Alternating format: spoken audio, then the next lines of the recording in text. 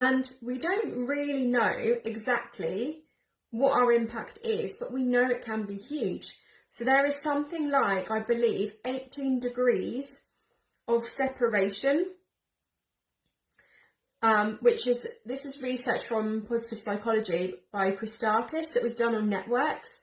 And it showed that if you are happy, so it was like showing, this is all what I talk about in my TEDx, all the things we talk about in there around like happiness habits and the science behind how this creates not only like well-being, but it even creates sales and business. So like we can even take this as far as the bottom line, that when people are happier, they receive more money.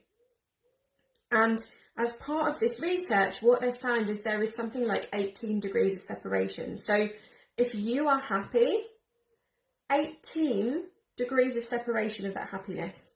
So that impacts 18 other people through those ripples through you. And the neuroscience, and the positive psychology around this, which was done in like the late 90s, early noughties, is like, we don't know why it happens.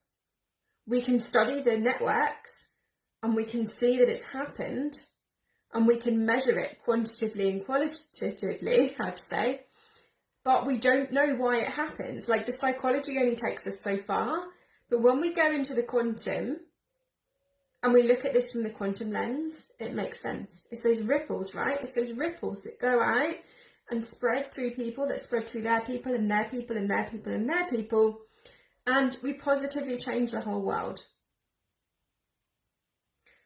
So when you follow that sacred yes, when you follow your joy, the impact that you can have on this world is huge. So rather than being laser focused on like what's coming up in my immediate reality that I need to respond to and like be a good girl, like the good girl conditioning is big, right?